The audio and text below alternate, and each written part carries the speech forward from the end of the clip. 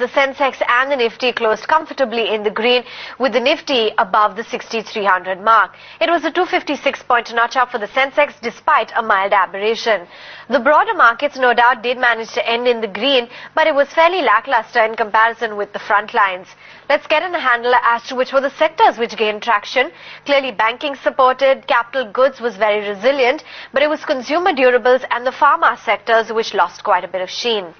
Ultratech Cement, Bank of Baroda, Sesa Sterlite as well as NMDC were some of the counters which made a mark in today's session. Results pouring in. Bajaj Finance for one ended rather flat.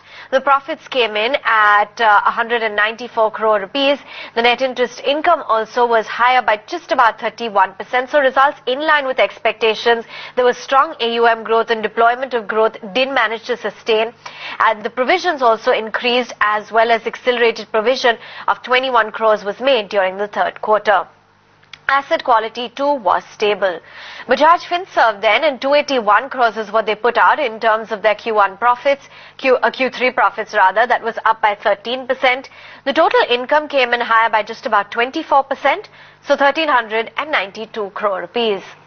Some stocks in news. Tilak Nagar Industries was in focus as they plan to exit the non-core business of PP caps manufacturing and printing, and the board has approved of divestment of stake in the unit PP caps.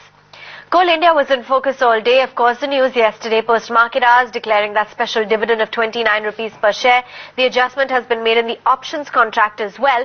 Most of the brokerages believe that the dividend given was double than estimates, that you could see that it should certainly support the stock in the near term, and it exceeds the full year expectation, and they forecast an FCS generation at $1.8 to $2 billion per year over the next 2 years.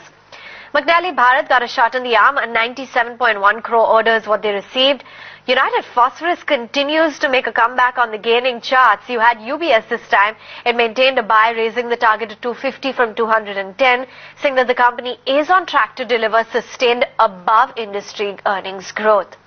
Apart from that, on the downside was Ranbaxy. Ken India was a bit weak. Lupin sulked a bit, and BPCL too was in the red.